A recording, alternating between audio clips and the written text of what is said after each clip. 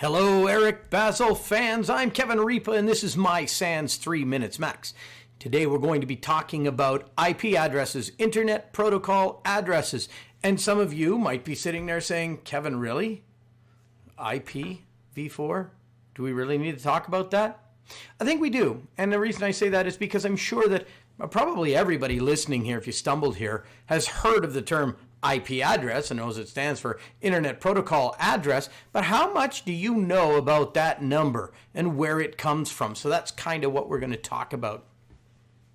I have here on the screen a IP address, a sample IP address, 123.123.123.123. Now let me tell you a little bit about IP addresses and how they get broken down.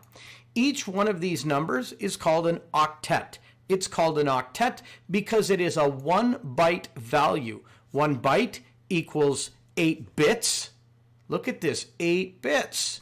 So because each of these octets is a 1-byte value, 8 bits, a bit is a 0 or a 1, that means there can only be 256 possible combinations of each number.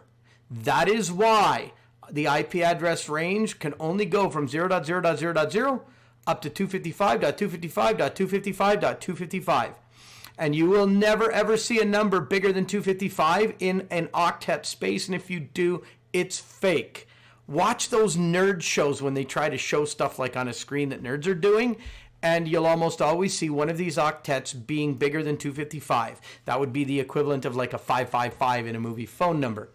If we look at it in hex, because we're capturing packets off the wire, this is what 123 looks like. 123 in hex is 7B. Again, this is the range of possible addresses in IP version 4, which means we have just shy of 4.3 billion possible IP addresses. That's a lot. And yet, guess what? We ran out.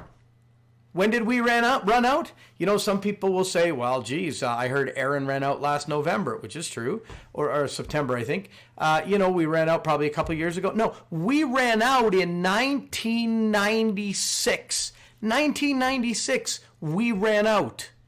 What, Kevin? How have we survived so long? Well, I'll tell you what. That's a story for another day.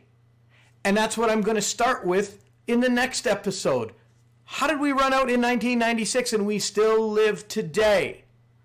But in the meantime and in between time, that's it. Another episode of 3 Minutes Max.